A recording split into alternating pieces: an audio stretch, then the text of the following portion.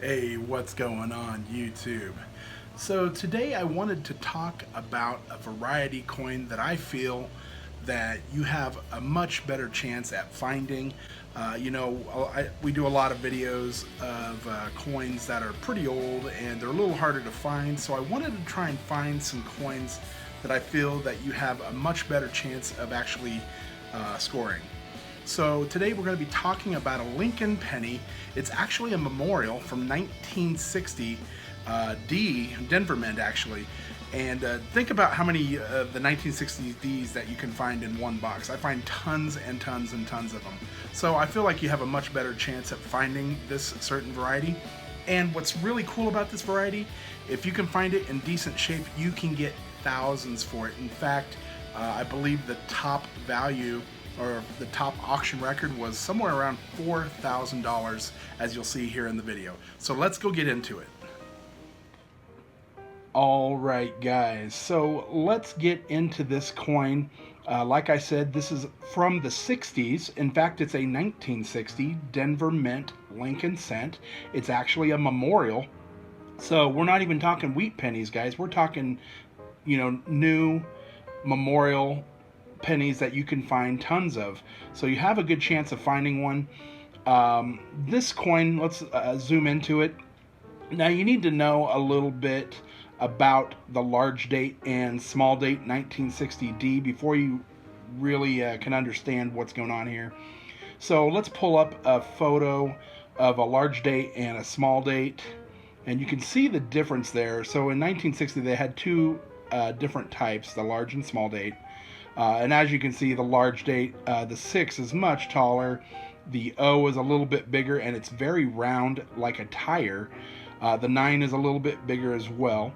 And on the small date, as you get, as we're looking there, the 9's a little closer to get, it's tighter, the curl, as well as the 6. And the O, or the 0, is egg-shaped. It's kind of oval.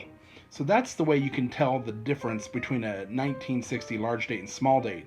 Now, there was one variety made in 1960, and what happened was they had some 1960D large dates, and they actually stamped a small date over the large date. Now, let's pull up a photo of that, and we'll zoom in on that. And you can see it almost looks like almost like a double die there, but it's what's going on is they stamped that small date right over the large date. Now there's a couple things that you can look for, and obviously the 9 and the 6 and the O, or the 0. The 0, you can definitely see the egg shape there in the middle, and you can see a line kind of going through the top of the 0 there. The 6, you can see the tail of the other 6 kind of protruding out, and on the 9 you can see that as well, kind of sticking out the side there.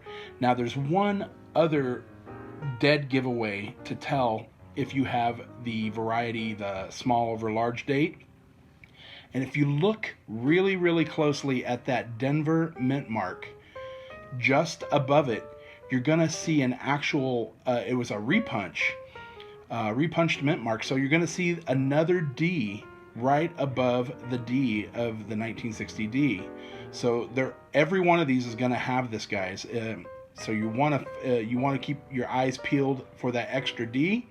And so that's what you're really looking for. Now, as for value, let's go over to eBay real quick, and you can see that people are at, you could get a few, about 100, 200 bucks for one of these. People are asking about 200 in a variety of conditions.